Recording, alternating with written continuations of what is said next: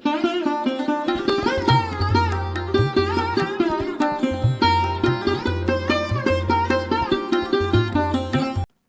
மக்கள் அனைவருக்கும் வணக்கம். வாழ்க வளமுடன். நான் உங்கள் தரணிதாசன், பாரம்பரிய முறையினர் மற்றும் வாஸ்து ஆலோசகர். நம்ம சேனலை முதன்முறையை பாக்குறீங்க, சப்ஸ்கிரைப் பண்ணுங்க, பெல் பட்டன்ல ஆல் ஆப்ஷன் பிரஸ் பண்ணுங்க. ஆல் ஆப்ஷன் பிரஸ் பண்ணீங்கன்னா நாங்க போடுற வீடியோ அடுத்தடுத்த வீடியோ உங்களுக்கு வந்து கொண்டே இருக்கும். இப்போ மிதுன ராசிக்கு நம்ம ஆவணி மாத பலன் பற்றி இந்த வீடியோ விரிவாக பார்க்க போறோம். அப்போ ஆவணி மாத பலன் எப்படி இருக்கு அப்படின்னு கேட்டீங்கன்னா, இந்த கிரக அடையில் வச்சுதான் நம்ம பலன் சொல்ல போறோம். அப்போ மிதுன ராசிக்கு கிரக அடைவில் பாத்தீங்கன்னா உங்களுக்கு 3ஆம் இடத்திலேயே சூரியன் ஆட்சியா இருக்க போறாரு. அதுக்கப்புறம் சுக்கிரன் கூடவே இருக்கிறாரு, புத பகவானும் கூடவே இருக்கிறாரு. 4ஆம் இடத்துல கேது பகவான் இருக்கிறாரு. அப்போ 7ஆம் இடத்திலேயே ஒரு ராசி இருக்க போற சந்திரனே 7ஆம் இடத்துல இருக்க போறாரு. அதுக்கப்புறம் 9ஆம் இடத்துல சனி பகவானும், 10ல ராகு பகவானும், அதுக்கப்புறம் 12ஆம் இடத்துல குரு பகவானும் செவ்வாய் பகவானும் இருக்காரு. அப்போ இந்த அடைகள் வச்சுதான் நம்ம பலன் சொல்ல போறோம். அப்போ உங்களுக்கு முயற்சி ஸ்தானமான 3ஆம் இடத்திலேயே உங்களுக்கு சூரிய பகவானே ஆட்சி ஆகிறாரு. அப்போ உங்களுக்கு தொழிலுக்காக நிறைய முயற்சி பண்ணினா இந்த காலகட்டத்துல நல்ல முன்னேற்றத்தை கொடுக்க போகுது. ஏன்னா முயற்சி ஸ்தானத்திலேயே உங்களுக்கு சூரிய பகவான் ஆட்சியா இருக்கும் போது 30 நாள் இருக்க போறாரு பாத்தீங்களா. அந்த 30 நாள்ல நீ என்னெல்லாம் முயற்சி பண்ணீங்களோ அதெல்லாம் 100% பலத்தோட நடக்க போகுது அப்படிதான் சொல்லணும். ஏன் அப்படின்னு கேட்டீங்கன்னா, உங்க ராசிக்கு 9ஆம் இடத்து அதிபதி சனி பகவான் அங்க வக்ரமாக்கி சுப பலனை பார்க்க போறாரு. அந்த சனி பகவான் உங்க ராசிக்கு 3ஆம் இடம் முயற்சி ஸ்தானத்தை பாக்குறாரு. இது மிகப்பெரிய யோகத்தை கொடுக்க போகுது. ஏன்னா ஒரு ராசிக்கு வந்து பாத்தீங்கன்னா உங்க ராசியிலே உங்களுக்கு 2ஆம் இடத்து அதிபதி 7ஆம் இடத்துல போகுது. ஏன்னா பாத்தீங்கன்னா உங்களுக்கு தொழில் ஸ்தானம் அப்படின்னா, கடந்த காலகட்டங்கள தொழிலுக்காக நிறைய இன்வெஸ்ட் பண்ணிருப்பீங்க, எந்த லாபமே இல்லைங்க, என்ன பண்றதுன்னே தெரியலங்க. ஏன்னா இது வரைக்கும் தொழில அதிகமா முதலீடு போட்டு போதில் எந்த லாபமே இல்லை, நம்ம சரியான தொழில வருமானம் இல்லைன்னு ஒரு வருத்தப்படக்கூடிய ராசி. ஏன்னா அந்த உபயராசி என்ன எப்படி அப்படின்னா, நண்பர்கள் மூலியமா நிறைய ஏமாற்றம். ஏன்னா தொழிலுக்காக ஒரு நண்பர்கள் மட்டும் கடன் வாங்கியிருப்பீங்க, அந்த கடனே நீங்க தகுதி மீறின கடன் வாங்கி தொழில போட்டிருப்பீங்க, அதுவும் கூட உங்களுக்கு ஒரு ஏமாற்றத்தை கொடுத்துருக்கும். ஏன்னா அந்த அளவுக்கு உங்களுக்கு தொழில நிறைய பிரச்சனை இருந்திருக்கும், அந்த மாதிரி இருந்திருப்பீங்க. இது ஏன் அப்படின்னு கேட்டீங்கன்னா, 10ஆம் இடத்துலயே ராகு பகவான் இருக்காரு. அப்போ நீங்க இது முயற்சி, ஏன்னா உங்களுக்கு முயற்சி ஸ்தானாதிபதி 2லயே போகுது. கடந்த காலகட்டத்தில் நிறைய தொழில எந்த லாபமே கிடைச்சிருக்காது. ஏன்னா லாபஸ்தானாதிபதி உங்களுக்கு சந்திரன் தான். அந்த சந்திரனே வந்து பார்த்தீங்கன்னா உங்களுக்கு 2ஆம் இடத்துலயே இருக்க போறாரு. அப்போ அந்த காலகட்டத்துல நிறைய பிரச்சனை மட்டுமே சந்திச்சிருப்பீங்க. 100% இந்த மாற்றம் எப்படி வரப்போகுது அப்படின்னு கேட்டீங்கன்னா, முயற்சி ஸ்தானத்துல 3ஆம் இடத்துல உங்களுக்கு சூரிய பகவான் ஆட்சி ஆகும். அப்போ நீங்க தொழிலுக்காக முயற்சி பண்ணா நல்லபடியா லாபத்தை கிடைக்க போகுது அப்படிதான் சொல்றேன். ஏன்னா இது வரைக்கும் நல்ல லாபஸ்தானாதிபதி குரு பகவான் கூட சேரார் பாத்தீங்களா, அது நல்ல யோகம்.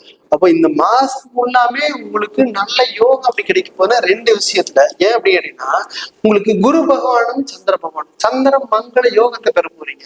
அதுக்கப்புறம் வந்து பாத்தீங்கன்னா, இந்த சூரிய பகவான் அப்படிங்கிறது உங்களுக்கு 2ஆம் இடத்து அதிபதி அப்படிங்கிறது உங்களுக்கு 7ஆம் இடத்துல இருக்க போகுது. அப்போ உங்களுக்கு வந்து பாத்தீங்கன்னா 2 இடத்துல உங்களுக்கு சூரிய பகவான் ஆட்சியா இருக்கிற பாத்தீங்களா, முயற்சி என்ன பண்ணாலும் கூட நல்ல முன்னேற்றத்தை கொடுக்கக்கூடிய தன்மை உங்களுக்கு ஆவணி மாசம் இருக்க போகுது. ஏன்னா அதுல ஆவணி மாசத்துல வந்து பாத்தீங்கன்னா 4ஆம் இடத்துல கேது போனார். இடம் சார்ந்த விஷயத்துல நீங்க ரொம்ப கவனமா இருந்துக்கணும். கடந்த காலகட்டங்கள்ல இடம் வாங்கினதுக்கு அப்புறமா தெரியும் இது பெரியான ஒரு பிரச்சனைக்கு உண்டான இடமாட்ட தெரியுது, இது புறம்போக்கு நிலமா தெரியுது.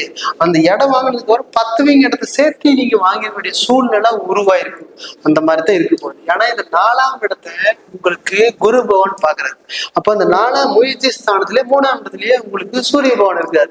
அப்போ உங்களுக்கு இடம் சம்பந்தமான விஷயம் நல்லபடியா ஆவணி மாசம் சப்போர்ட் பண்ண போகுது.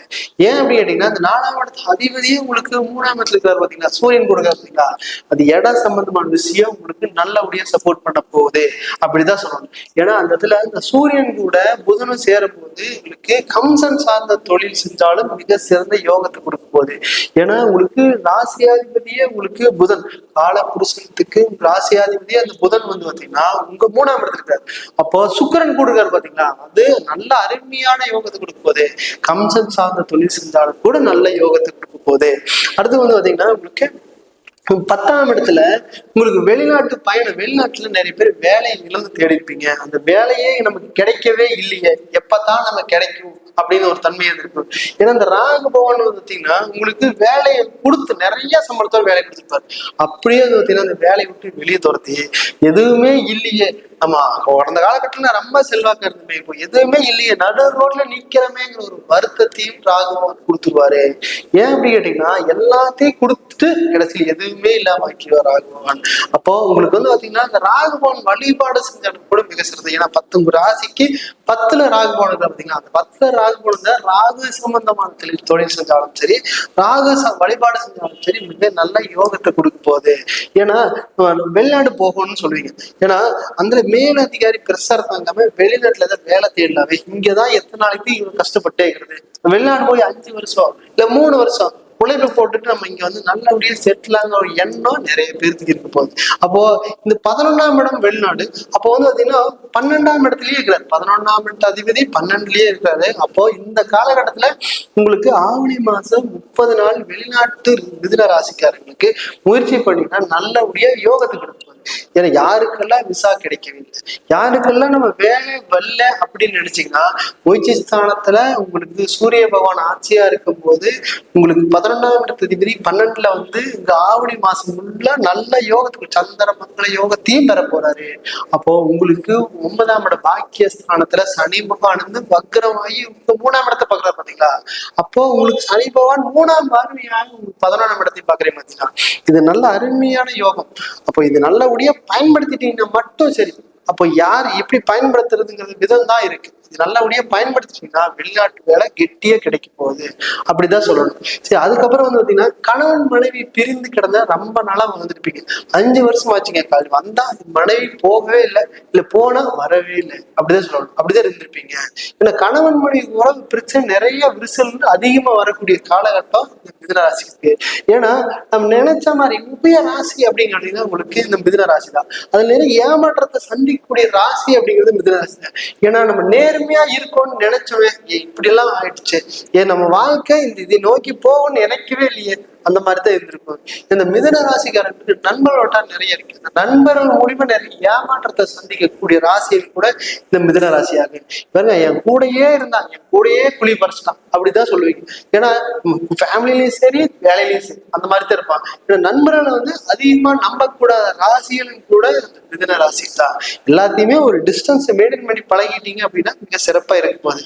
இது ரொம்ப டீப்பாகி ஃபேமிலிக்குள்ள கொண்டு வந்து விட்டாலும் உறவு முறைகளை கொண்டு வந்து விட்டாலும் அதுல அம்மல் சரி விரிசல் ஆகக்கூடிய தன்மை இந்த மிதுன ராசிக்கார அனுபவிக்க போறாங்க.